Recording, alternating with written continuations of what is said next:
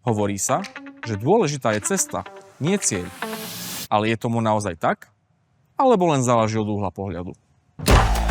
My sme sa pohľadu neuhli a v roku 2025 sme vykročili naproti pomôcť Únii nevidiacich a slabozrakých Slovenska, ktorá prostredníctvom verejnej zbierky Biela pastelka podporuje ľudí so zrakovým handicapom. Naším cieľom bolo v časoch neustáleho zdražovania navýšiť počet online darov a prekonať všetky doterajšie výnosy zbierky.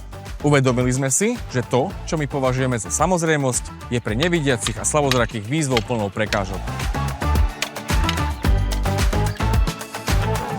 Preto sme sa rozhodli zmeniť perspektívu.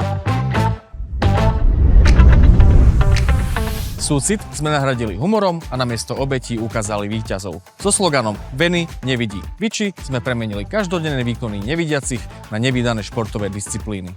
Či už to bol orientačný beh medzi regálmi, alebo mestský slalom, cieľová skupina sa stotožnila s problémami zrakovo handicapovaných.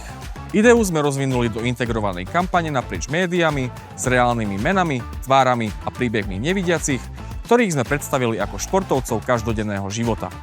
Hlas kampani prepožičal Marcel Merčiak a každá disciplína dostala komentár hodný skutočných víťazstiev. Toto je pohár hodný víťaza, Veny nevidí Viči. A výsledok?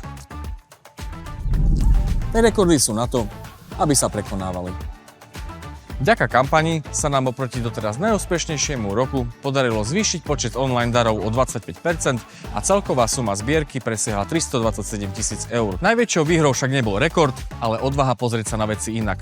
Súcit sme nahradili humorom a práve táto zmena pohľadu prepísala 24-ročnú históriu zbierky.